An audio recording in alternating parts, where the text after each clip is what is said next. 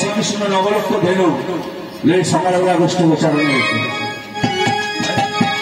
তাই গোষ্ঠী উচ্চারণ দিয়ে আজকে ভগবান শ্রীকৃষ্ণ আমার কদম গাছের গোড়ায় দাঁড়িয়ে আছে।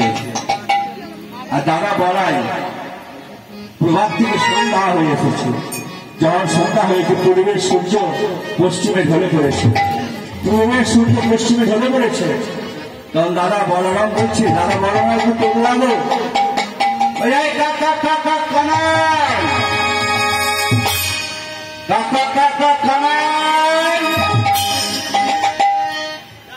আর দেরি করিস না ভাই, আমরা ঘরে যাই, আমরা ঘরে যাই, আর দেরি করিস না। ভগবান বলছে দাদা আর একটু দাঁড়াও না, আর একটু পরে যাবো, আর একটু পরে যাবো দাঁড়াও একটু। বলছে আর কি মা আমাকে কত বলেছে দাঁড়িয়ে আছে, তখন আবার কানাই আর বলাই আসবে।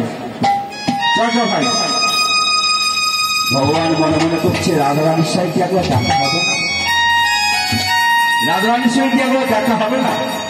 এইবারে ভগবান শ্রীকৃষ্ণ দাঁড়িয়ে আসছে। আর দাদা বলতে দাদা তারা একটু পরে যাবে। এদিকে শ্রীমতী রাধারানী, এদিকে শ্রীমতী রাধারানী কি করছে জানো, ওনারে ভিড়ে নষ্ট দিয়া, ওনারে ভিড়ে নষ্ট দিয়া নয়নে বলে বলে ভাসাচ্ছে। আর